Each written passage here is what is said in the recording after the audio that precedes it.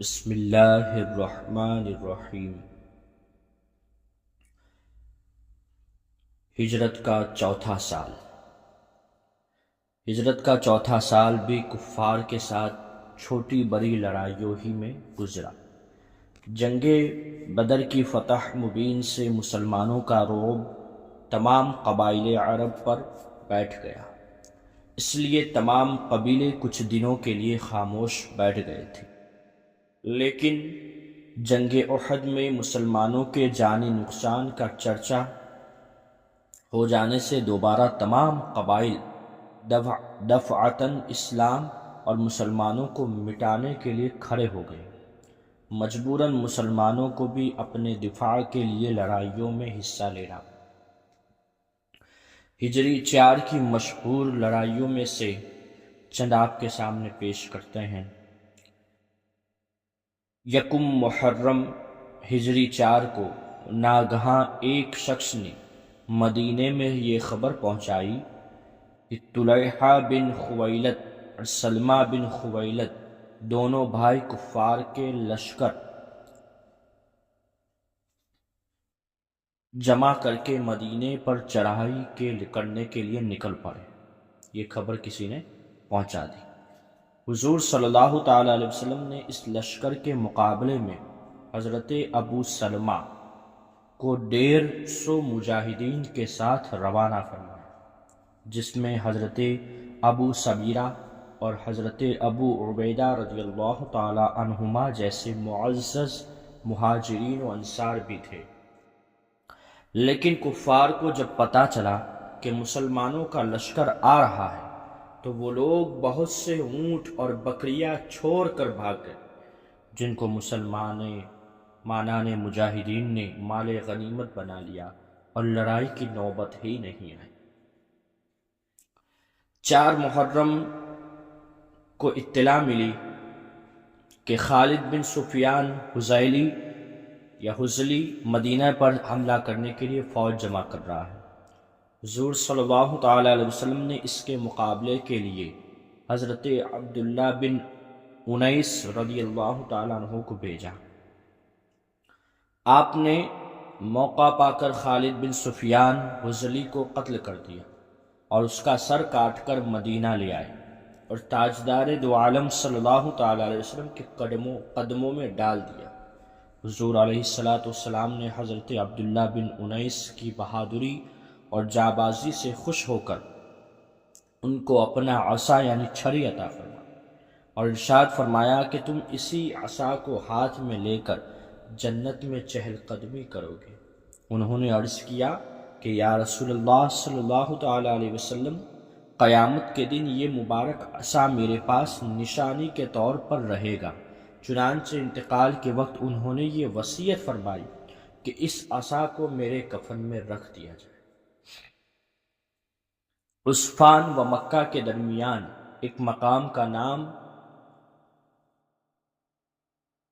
رجیع ہے۔ یہاں کی زمین 7 مقدس صحابہ کرام کے خون سے رنگین تھی، اسی لیے یہ واقعہ سریہ رجیع کے نام سے مشہور ہے۔ یہ دردناک سانحہ بھی 4 ہجری میں ہی پیش آیا۔ اس کا واقعہ اس طور پر ہے کہ قبیلہ عزل وقارہ کے چند آدمی عزل وقارہ کے چند آدمی بارگاہ رسالت میں آئے، عرض کیا کہ ہمارے قبیلے والوں نے اسلام قبول کر لیا، اب آپ چند صحابہ کرام کو وہاں بھیج دیں تاکہ وہ ہماری قوم کو عقائد و اعمال اسلام سکھا دیں۔ ان لوگوں کی درخواست پر حضور رحمت عالم نور مجسم صلی اللہ تعالیٰ علیہ وسلم نے 10 منتخب صحابہ کو حضرت عاصم بن ثابت رضی اللہ تعالیٰ عنہ کی ماتحتی میں بھیج دیا۔ جب یہ مقدس قافلہ مقام رجیع پر پہنچا تو غدار کفار نے بدعہدی کی اور قبیلہ بنو الحیان کی کافروں نے 200 کی تعداد میں جمع ہو کر ان 10 مسلمانوں پر حملہ کر دیا۔ مسلمان اپنے بچاؤ کے لیے ایک اونچے ٹیلے پر چڑھ گئے۔ کافروں نے تیر چلانا شروع کیا اور مسلمانوں نے ٹیلے کی بلندی سے سنگ باری کی۔ کفار نے سمجھ لیا کہ ہم ہتھیاروں سے ان مسلمانوں کو ختم نہیں کر سکتے، تو ان لوگوں نے دھوکہ دیا اور کہا کہ اے مسلمانوں، ہم تم لوگوں کو امان دیتے ہیں اور اپنی پناہ میں لیتے ہیں، اس لیے تم لوگ ٹیلے سے اتر آؤ۔ حضرت عاصم بن ثابت نے فرمایا کہ میں کسی کافر کی پناہ میں آنا گوارا نہیں کر سکتا۔ یہ کہہ کر خدا سے دعا مانگی کہ یا اللہ، تو اپنے رسول کو ہمارے حال سے مطلع فرما دے۔ پھر وہ جوش جہاد میں بھرے ہوئے ٹیلے سے اترے اور کفار سے دست بدست لڑتے ہوئے اپنے 6 ساتھیوں کے ساتھ شہید ہو گئے۔ چونکہ حضرت عاصم نے جنگ بدر کے دن بڑے بڑے کفار قریش کو قتل کیا تھا، اس لیے جب کفار مکہ کو حضرت عاصم کی شہادت کا پتہ چلا تو کفار مکہ نے چند آدمیوں کو مقام رجی میں بھیجا تھا تاکہ ان کے بدن کا کوئی ایسا حصہ کاٹ کر لائے جس سے شناخت ہو جائے کہ واقعی حضرت عاصم قتل ہو گئے ہیں۔ لیکن جب کفار آپ کی لاش کی تلاش میں اس مقام پر پہنچے تو اس شہید کی یہ کرامت دیکھی کہ لاکھوں کی تعداد میں شہد کی مکھیوں نے ان کی لاش کے پاس اس طرح گھیرا ڈال رکھا ہے جس سے وہاں تک پہنچنا ہی ناممکن ہو گیا ہے۔ اس لیے کفار مکہ ناکام واپس چلے گئے۔ باقی 3 اشخاص حضرت خبیب، حضرت زید بن دثینہ، حضرت عبداللہ بن طارق رضی اللہ عنہم کفار کی پناہ پر اعتماد کر کے نیچے اترے تو کفار نے بدعہدی کی اور اپنی کمان کی تانتوں سے ان لوگوں کو باندھنا شروع کر دیا۔ یہ منظر دیکھ کر حضرت عبداللہ بن طارق نے فرمایا کہ یہ تم لوگوں کی پہلی بدعہدی اور میرے لیے اپنے ساتھیوں کی طرح شہید ہو جانا بہتر۔ چنانچہ وہ ان کافروں سے لڑتے ہوئے شہید ہوئے۔ لیکن حضرت خبیب اور حضرت زید بن دثینہ کو کافروں نے باندھ دیا تھا، اس لیے یہ دونوں مجبور ہو گئے تھے۔ ان دونوں کو کفار نے مکہ میں لے جا کر بیچ ڈالا۔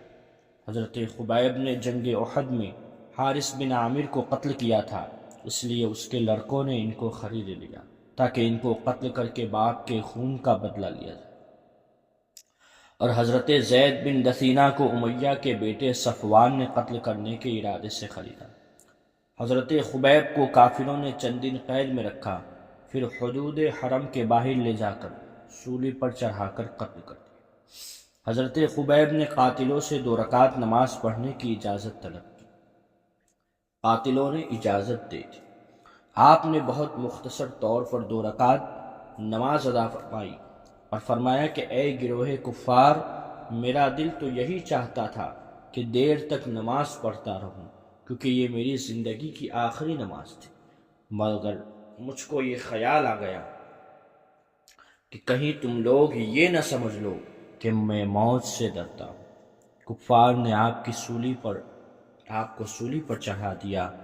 اس وقت آپ نے یہ اشعار پڑھے: وَلَسْتُ أُبَالِي حِينَ أُقْتَلُ مُسْلِمًا عَلَىٰ أَيِّ شِقٍّ كَانَ فِي اللَّهِ مَصْرَعِي۔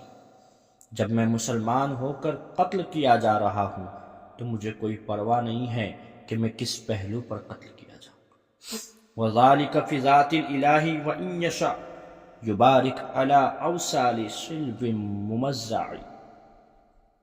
یہ سب کچھ خدا کے لیے ہیں، اگر وہ چاہے گا تو میرے کٹے پٹے جسم کے ٹکڑوں پر برکت نازل ہو۔ حارث بن عامر کے لڑکے ابو سروع نے آپ کو قتل کیا، مگر خدا کی شان کہ یہی ابو سروع اور ان کے دونوں بھائی عقبہ اور عجیر بھی پھر بعد میں مشرف باسلام ہو کر صحابیت کے شرف و اعزاز سے سرفراز ہو گئے۔ حضور اکرم صلی اللہ تعالیٰ علیہ وسلم کو اللہ تبارک و تعالیٰ نے وحی کے ذریعے حضرت خبیب کی شہادت سے مطلع فرمایا۔ آپ صلی اللہ تعالیٰ علیہ وسلم نے صحابہ کرام سے فرمایا کہ جو شخص خبیب کی لاش کو سولی سے اتار کر لائے اس کے لیے جنت ہے۔ یہ بشارت سن کر حضرت زبیر بن عوام و حضرت مقداد بن اسود راتوں کو سفر کرتے اور دن کو چھپتے ہوئے مقام تنعیم میں حضرت خبیب کی سولی کے پاس پہنچے۔ 40 کفار سولی کے پہرے دار بن کر سو رہے تھے۔ ان دونوں حضرات نے سولی سے لاش کو اتارا اور گھوڑے پر رکھ کر چل دیے۔ 40 دن گزر جانے کے باوجود لاش تر و تازہ تھی اور زخموں سے تازہ خون ٹپک رہا تھا۔ صبح کو قریش کے 70 سوار تیز رفتار گھوڑوں پر تعاقب میں چل پڑے اور ان دونوں حضرات کے پاس پہنچ گئے۔ ان حضرات نے جب دیکھا کہ قریش کے سوار ہم کو گرفتار کر لیں گے تو انہوں نے حضرت خبیب کی لاش مبارک کو گھوڑے سے اتار کر زمین پر رکھ دیا۔ خدا کی شان کہ ایک دم زمین پھٹ گئی اور لاش مبارک کو نگل گئی، اور پھر زمین اس طرح برابر ہو گئی کہ پھٹنے کا نشان بھی باقی نہیں۔ یہی وجہ ہے کہ حضرت خبیب کا لقب بلیع الارض، جس کو زمین نگل گئی یعنی جس کو زمین نگل جاتی ہے اس کو بلیع الارض کہا جاتا ہے، ان کا لقب بھی یہی ہے، بلیع الارض۔ اس کے بعد ان حضرات نے کفار سے کہا کہ ہم 2 شیر ہیں جو اپنے جنگل میں جا رہے ہیں، اگر تم لوگوں سے ہو سکے تو ہمارا راستہ روک کر دیکھو ورنہ اپنا راستہ۔ کفار نے ان حضرات کے پاس لاش نہیں دیکھی، اس لیے مکہ واپس لوٹ گئے۔ جب دونوں صحابہ کرام نے بارگاہ رسالت میں سارا ماجرا عرض کیا تو جبریل علیہ السلام بھی حاضر دربار تھے۔ انہوں نے عرض کیا کہ یا رسول اللہ صلی اللہ تعالیٰ علیہ وسلم، آپ کے ان دونوں یاروں کے اس کارنامے پر ہم فرشتوں کی جماعت کو بھی فخر ہے۔ حضرت زید بن دسینہ رضی اللہ تعالیٰ عنہ کے قتل کا تماشا دیکھنے کے لیے کفار قریش کثیر تعداد میں جمع ہو گئے، جن میں ابو سفیان بھی تھا۔ جب ان کو سولی پر چڑھا کر قاتل نے تلوار ہاتھ میں لی تو ابو سفیان نے کہا کہ کیوں اے زید، سچ کہنا، اگر اس وقت تمہاری جگہ محمد صلی اللہ تعالی وسلم اس طرح قتل کیے جاتے تو کیا تم اس کو پسند کرتے؟ حضرت زید رضی اللہ تعالی عنہ نے ابو سفیان کی اس طعنہ زنی کو سن کر تڑپ گئے اور جذبات سے بھری ہوئی آواز میں فرمایا کہ اے ابو سفیان، خدا کی قسم میں اپنی جان کو قربان کر دینا عزیز سمجھتا ہوں، مگر پیارے رسول صلی اللہ تعالی وسلم کے مقدس پاؤں کے تلوے میں ایک کانٹا بھی چبھ جائے مجھے کبھی گوارا نہیں ہو سکتا۔ مجھے ہو ناز قسمت پہ اگر نام محمد پر یہ سر کٹ جائے اور تیرا کفے پا اس کو ٹھکرائے۔ یہ سب کچھ ہے گوارا پر مجھ سے ہو نہیں سکتا کہ ان کے پاؤں کے تلوے میں ایک کانٹا بھی چبھ جائے۔ یہ سن کر ابو سفیان نے کہا کہ میں نے بڑے بڑے محبت کرنے والوں کو دیکھا ہے مگر محمد کے عاشقوں کی مثال نہیں مل سکتی۔ صفوان کے غلام نشتاش نے تلوار سے ان کی گردن ماری۔ ہجری 4 میں ماہ سفر میں بیر معونہ کا مشہور واقعہ پیش آیا۔ ابو براء عامر بن مالک جو اپنی بہادری کی وجہ سے ملاعب الاسنہ برچھیوں سے کھیلنے والا کہلاتا تھا، بارگاہ رسالت میں آیا۔ حضور صلی اللہ تعالی وسلم نے اس کو اسلام کی دعوت دی۔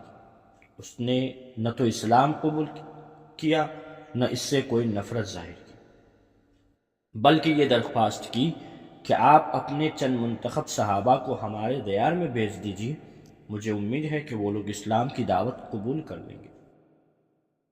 آپ نے فرمایا کہ مجھے نجد کے کفار کی طرف سے خطرہ ہے۔ ابو براء نے کہا کہ میں آپ کے اصحاب کی جان و مال کی حفاظت کا ضامن ہوں۔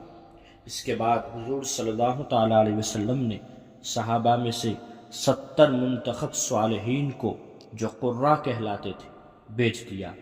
یہ حضرات جب مقام بیر معونہ پر پہنچے تو ٹھہر گئے، اور صحابہ کے قافلے سالار حضرت حرام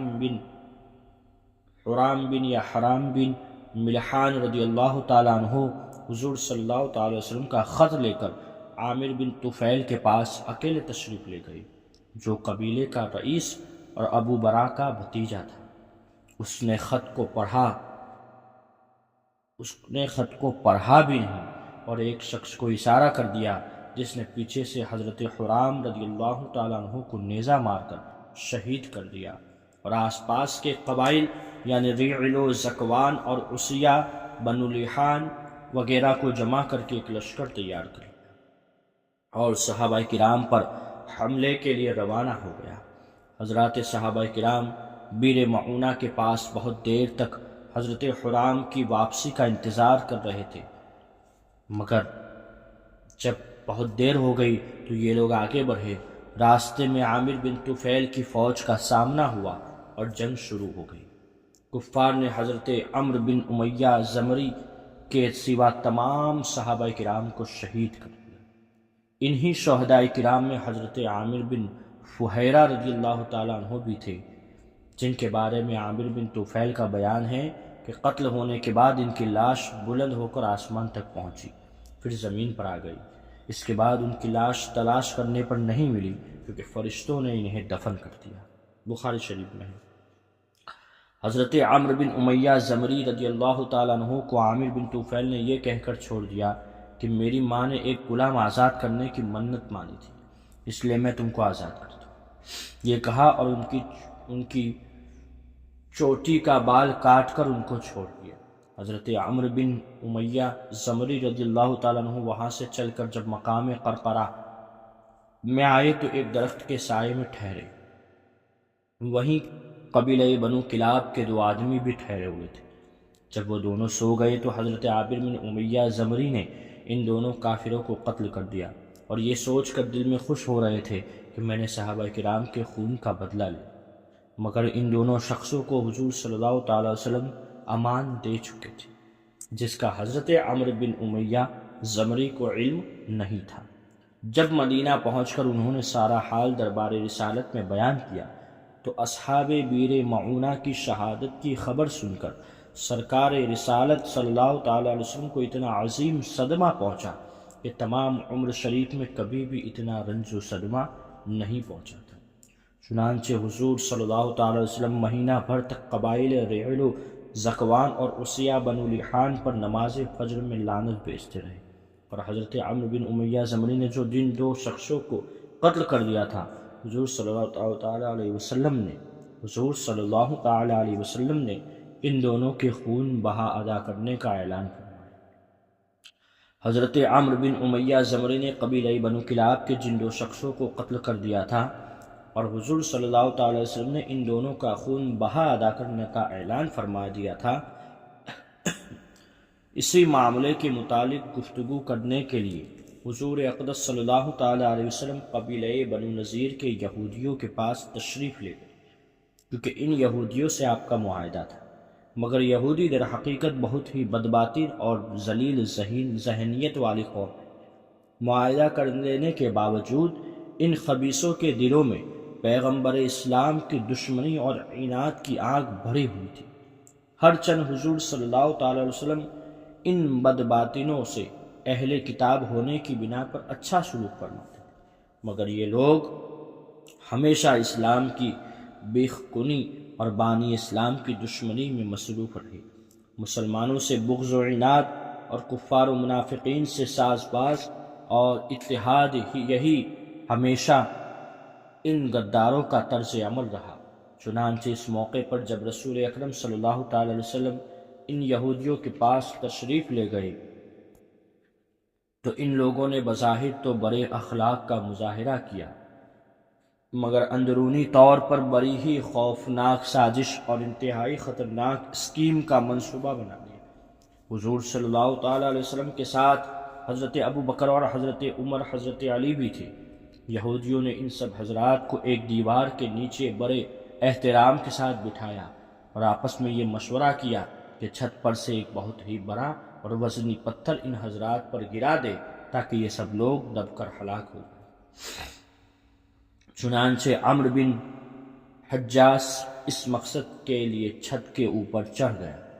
محافظ حقیقی پروردگار عالم نے اپنے حبیب کو یہودیوں کی اس ناپاک سازش سے بذریعہ وحی مطلع فرما دیا، اس لیے فوراً ہی آپ وہاں سے اٹھ کر چپ چاپ اپنے ہمراہیوں کے ساتھ چلے آئے اور مدینہ تشریف لا کر صحابہ کرام کو یہودیوں کی اس سازش سے آگاہ فرمایا، اور انصار و مہاجرین سے مشورے کے بعد ان یہودیوں کے پاس قاصد بھیج دیا، چونکہ تم لوگوں نے اپنی اس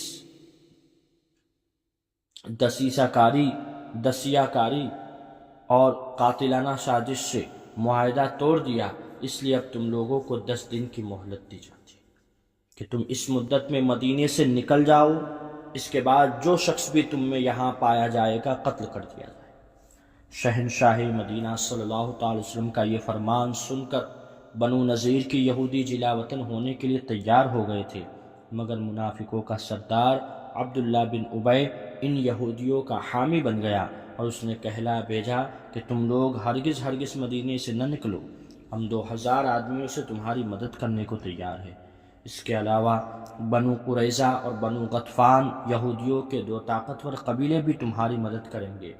بنو نذیر کے یہودیوں کو جب اتنا بڑا سہارا مل گیا تو وہ شیر ہو گئے اور انہوں نے حضور صلی اللہ علیہ وسلم کے پاس کہلا بھیجا کہ ہم مدینہ چھوڑ کر نہیں جا سکتے، آپ کے جو دل میں آئے کر لیجیے۔ یہودیوں کے اس جواب کے بعد حضور اکرم صلی اللہ تعالی علیہ وسلم نے مسجد نبوی کی امامت حضرت ابن مکتوم کے سپرد فرما کر خود بنو نذیر کا قصد فرمایا اور ان یہودیوں کے قلعے کا محاصرہ کر لیا۔ یہ محاصرہ 15 دن تک رہا۔ قلعے میں باہر سے ہر قسم کے سامانوں کا آنا جانا بند ہو گیا اور یہودی بالکل ہی محصور و مجبور ہو کر رہ گئے، مگر اس موقع پر نہ تو منافقوں کا سردار عبداللہ بن ابی یہودیوں کی مدد کے لیے آیا، نہ بنو قریظہ اور نہ بنو غطفان نے کوئی مدد کی۔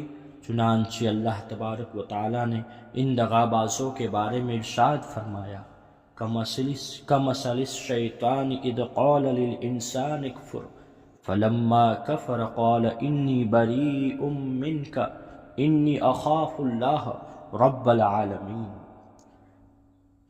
ان لوگوں کی مثال شیطان جیسی ہے، جب اس نے آدمی سے کہا کہ تو کفر کر، پھر جب اس نے کفر کر لیا تو بولا کہ میں تجھ سے الگ ہوں، میں اللہ سے ڈرتا ہوں جو سارے جہان کا پالنے والا ہے۔ یعنی جس طرح شیطان آدمی کو کفر پر ابھارتا ہے، لیکن جب آدمی شیطان کے ورگلانے سے کفر میں مبتلا ہو جاتا ہے تو شیطان چپکے سے کھسک کر پیچھے ہٹ جاتا ہے۔ اسی طرح منافقوں نے بنو نذیر کے یہودیوں کو